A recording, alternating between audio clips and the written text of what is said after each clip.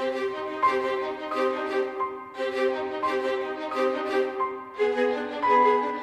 everyone, welcome back to another edition of videos. Here we have our 24th puzzle of the year. This one coming from Chess.com's daily puzzle. In this position it's black to move. Try and see if you can find the best move in this position. Okay, so this particular one is a really nice puzzle and actually comes from a real game. The game was between Bernard Horwitz against Ludwig Bledo. And in this position, black had a very stunning move to win this game. Now, the hint to this particular puzzle was quite kind of helped you out quite a bit in trying to find the first move here. But you might look at this puzzle and think to yourself, well, I've got this nasty pin going on over here. It doesn't look like I can do any sort of maybe active stuff here, like getting a bishop out. I can't really get it here. This knight looks horrendous over here. But what you need to do in this position is realise the potential of black's position here. And you'll notice that this bishop and this rook, if this knight was not here, are now attacking potentially on f2. So there's a little bit of calculation that needs to be looked at here, and that's namely whether or not this knight capture is any good.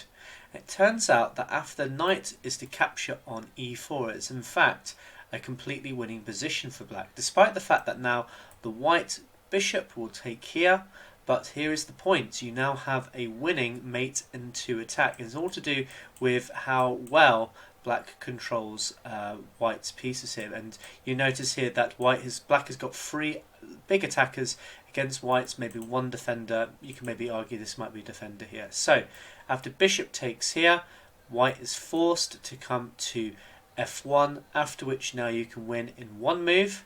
We managed to find it, that's right, knight to g3, checkmate. A quite simple and easy attack, that one, but it's all to do with this very nasty unpinning move to then win this position. Okay, let's have a look at the American Chess Magazine's puzzle. Okay, here is the second puzzle of the day. In this position, it's white to move and to try and checkmate black in only two moves against all defences. See if you're able to solve this one. Okay, so this particular one has a really nice theme to it, and maybe for some of the more experienced solvers who watch my channel, you might have found this one not too bad. First thing we should always look at when we are discussing these particular puzzles, let's have a look at the flight squares. So the rook covers these squares, and the bishop and the queen covers these two, the king covering here and here. So black has got one flight square which is going up to e3. So whatever our final move is, it needs to be doing something down this to be able to checkmate the black king. So here this one has is quite interesting in the sense that there's lots of moves that look really good for white, but they're thwarted by black's remaining two pieces. For example, this would be checkmate, as you've got this nasty kind of lawnmower style mate with the king here attacking these last few squares. The problem is this bishop can take back, so we can't play that move. But also, if let's say we put our queen here, this would also be checkmate if it would not for this rook over here, which would immediately draw the game. So we need to have a move that blocks off both of these ideas. One other thing I should also mention, bishop g4 looks tempting, but against this, because of this escape square to e3, black gets out of danger and there's not going to be a checkmate in 2 here in sight. So we need to find a move that gets rid of these two defenders from entering into the position.